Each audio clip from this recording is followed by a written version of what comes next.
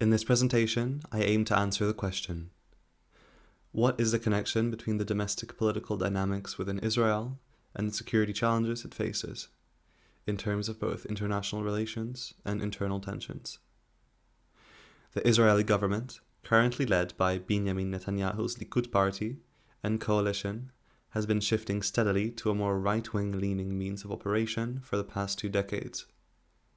The narrative pushed by Netanyahu since he appeared in the Knesset in 1988 has been defined by its definitively ethno-nationalist, anti-Palestinian rhetoric, as well as a ruthlessly offensive realist and securitarian way of thinking.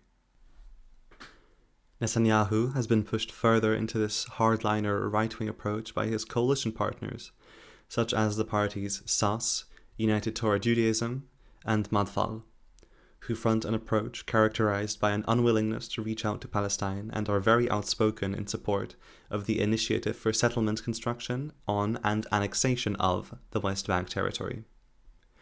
This policy has been heavily prioritized by the Israeli government in recent years. They underline the perpetual, quote, Palestinian threat to Israeli security and a zero-sum game where steps towards peace through a two-state solution and Palestinian sovereignty are seen as Israeli loss, solidifying the notion that a solution involving withdrawal from the West Bank is under no circumstance acceptable. The international community has overwhelmingly criticized Israel's West Bank settlements, considering them illegal and a significant obstacle to peace with Palestine. Even the United States, who has historically stood behind Israel, has warned against actions that could further undermine the prospects of an independent Palestinian state. The United Nations have expressed concern about Israel's ambitions for annexation and condemned their actions as a gross violation of international law. They maintain that annexation is strictly prohibited under international as well as Israeli law, constituting as an act of aggression and a threat to international peace and security.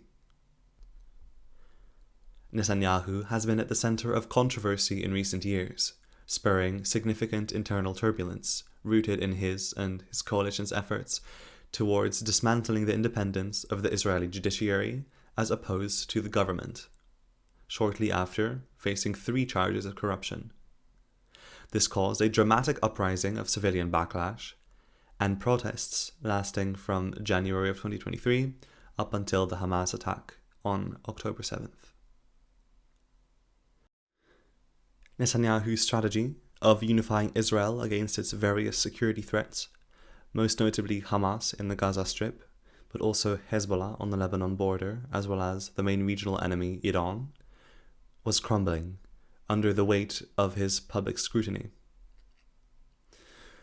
Following the Hamas attack, widely regarded as the most horrific terrorist attack in the history of Israel, most critics point out that Netanyahu's war-focused politics were seen as a necessary measure to combat the pressing threat, in a way working in his favor by removing the protests, effectively drawing attention away from his previous crises in domestic politics. However, what has been working against the Israeli government's rapport is their management of the military and priorities in light of the Hamas threat.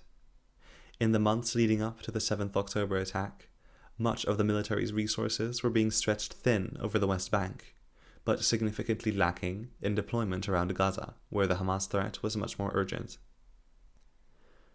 The mounting internal criticism is twofold.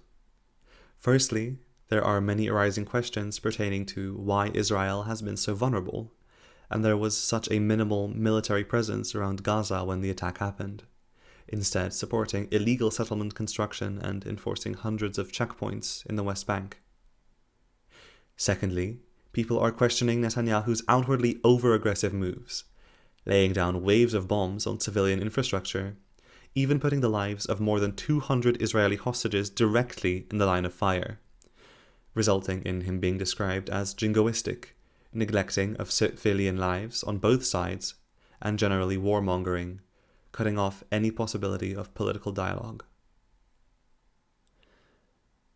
To summarize, the internal politics of Israel and its security situation in the region are intertwined in quite complex ways. The current government seems to be paradoxically both strengthened and weakened by the unprecedented conflict with Hamas that is currently unfolding. It is hard to predict how the Gaza conflict will develop and what the longer-term consequences will be both domestically and in the international arena.